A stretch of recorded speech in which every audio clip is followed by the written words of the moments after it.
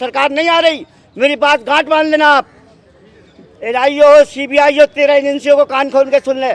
ये जो है जिस तरीके से इन्होंने इस पे ईवीएम द्वारा सत्ता पे काबिज करा है, यहाँ पे सत्ता कभी जाट को मुसलमान से, कभी दलित को मुसलमान से, कभी गुजर को मुसलमान से लड़वाया जाता है और ये लोकतंत्र की धज्जियां उड़ाई जाती हैं। आपको समझना होगा, यहाँ पर सिर्फ भारत सरकार नहीं है, ये आप समझो, ये ईवीएम सरकार है।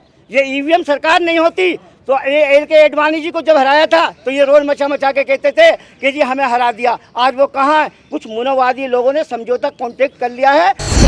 सीबीआई हो, एनआईए हो, सुप्रीम कोर्ट है, हाई कोर्ट है, इसकी धज्जियां उड़ाई जा रही है। इसको कैसे बचाना है? आपको मिसगाइड ना होना, देश को बचाना है। अगर आपको कोई पॉलिसी बनाई जा रही है, हमारे हिंदू भाइयों को इतना नुकसान हो रहा है मुस्लिम कंट्रियों में, वहाँ पर जो है ये तो कह देते हैं कट्टरपंथी, चाहे वो हिंदू हो चाहे मुसलमान हो, लेकिन बाहर रमेश बुदिड़ी का जिस तरीके से संसद के अंदर बयान आता है अल्पसंख्यक समाज के सांसद को लेकर के, तमाम ऐसी मर्यादा तोड़ करके भाषाओं का इस्तेमाल होता है, क्या संसद के अंदर ऐसी भाषा का इस्तेमाल जायज है क्या? देखिए, आपको बता दूं, हमें यहाँ पर 30 साल हो गए। वीपी सिंह जी के लेकर के और काशीराम जी के साथ भी हमने जो है यहाँ पर वीपी सिंह जी और काम किया है। लेकिन तजर्बा ये बताता है, ये जो विधोड़ी है, विधोड़ी की गलती नहीं है। ये पॉलिसी ऐसी बनाई जा रही है लोकतंत्र को मिटाने को, संविधान को मिटाने को। जितनी भी एजेंसी हमारी भारत सरकार की, वो कान खोल के सुन लें कि ये पॉलिसी जो है कहलवाया जा रहा है। क्योंकि कभी जाटव को मुसलमान से, कभी जाट को मुसलमान से, कभी दलित को मुसलमान से, कभी गुजर को मुसलमान से लड़वाया जाता है और ये लोकतंत्र की धज्जियां उड़ाई जाती हैं। आपको समझना होगा, यहाँ पर ज्ञानी लोग हैं, अच्छे पढ़े लिखे ग्रेजुएट लोग हैं, किसी की बातों में ना आकर के इसको संविधान को बचाना है, देश को बचाना है, लोकतंत्र को बचाना है। हर जगह हर तरह के लोग होते हैं, उसमें अच्छे लोग भी होते हैं, बुरे लोग भी होते हैं। कोई देश के लिए लड़ता है, कोई समाज के लिए लड़ता है, कोई अपने लिए लड़ता है। इसलिए मेरी आपसे गुजारिश है, इसको हवा न दे करके आपको समझना है कि मोदी जी को कैसे भगाना है, लोकतंत्र को कैसे बचाना है, संविधान को कैसे बचाना है। सीबीआई हो, एनआईए हो, सुप्रीम कोर्ट है, हाई कोर्ट है, इसकी धज्जियां उड़ाई जा रही है। इसको कैसे बचाना है? आपको मिसगाइड ना होना, देश को बचाना है। अगर आपको तो इन बातों पर ध्यान नहीं दीजिए। वो एक पॉलिसी बनाई जा रही है हमारे हिंदू भाइयों को इतना नुकसान हो रहा है मुस्लिम कंट्रियों में, वहाँ पर जो है ये तो कह देते हैं कट्टरपंथी, चाहे वो हिंदू हो चाहे मुसलमान हो, लेकिन बाहर जो हमारे हिंदू भाई रहते हैं उनको बहुत ही ज़्यादा नुकसान होता है। इसलिए मेरी आपसे गुजारिश है, निवेदन है, जितने भी लोग दलित विरोधी लोग हैं, ये संविधान विरोधी लोग हैं, ये माइनॉरिटी हो या कोई भी हो, इनसे आपको होशियार रहना, संगठित रहना है। जब स्वामी जी को हराया था, ये वही स्वामी जी हैं। कौन? गौर से सुनना मेरी बात। मैंने वीपी सिंह जी के साथ मंडल कमीशन में कुम्हेरकांड में काम किया है। मुझे 60 साल से, मैं जो है 60 साल की मेरी उम्र हो गई। रफाकत चौधरी मेरे को कहते हैं, फॉर्मर कैंडिडेट लोकसभा अमरोहा, विधानसभा दिल्ली सरकार को भी हमने देखा, वीपी सिंह की सरकार को भी देखा। आपने देखा होगा मंडल कमीशन जब लागू हुआ तो कितनी परेशानी हुई थी, क्या क्या लोगों ने राजा साहब को कहा था ये फलानी की औलाद है, ढमके की औलाद है।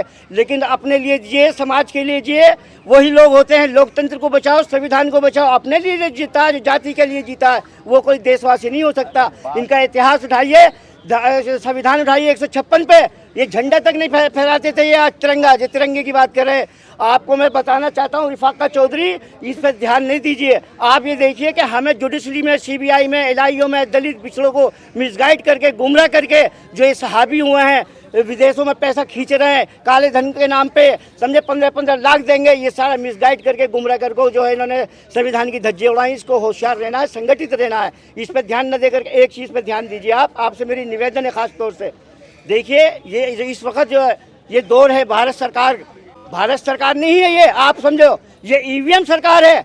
ये ईवीएम सरकार नहीं होती तो एल के एडवाणी जी को जब हराया था तो ये रोल मचा मचा के कहते थे कि जी हमें हरा दिया। आज वो कहाँ है? कुछ मुनोवादी लोगों ने समझौता कॉन्टेक्ट कर लिया है कि 10 साल तुम करो और 10 साल हम करें। दलित हो, जाट हो, गुजर हो, मुसलमान हो, इसको मिसगाइड, गुमराह करके इसको सत्ता से कैसे दूर रखें। इसलिए आप होशियार हो जाइए। ये मीडिया, आप भूखे पेट रह करके आप काम कर रहे हैं समाज के लिए, देश के लिए, इसको मीडिया कहते हैं। असली मीडिया आप लोग हो, ये मीडिया नहीं है, दलाल लोग हैं ये जिसकी सरकार आएगी उसके कुत्ते की तरह पीछे भाग जाएंगे दुम उठा करके। वो लोग नहीं होते, लोग वो होते हैं, पहले आप समाज के लिए जियो, देश के लिए जियो, तो आपको सब समझेंगे, लोग समझे हाँ भाई ये लोग हैं। इसलिए मेरी आपसे गुजारिश है, विधोड़ी के मुद्दे को हटा करके सिर्फ एक ध्यान दीजिए कि ये जो है विधोड़ी जाट गुजर रहे हैं, गुर्जर को और मुसलमानों को आपस में लड़वा करके हिंदू भाइयों के दिमाग में डालना चाहते हैं कि देखिए गुर्जर भी खिलाफ है इनके, जैसे हरियाणा में सारी सत्ता इनके खिलाफ है, समझे। अब ये केजरीवाल था, ये हम सोचते हैं कुछ अच्छा काम करेगा, लेकिन केजरीवाल ने भी वही काम कर रहा है,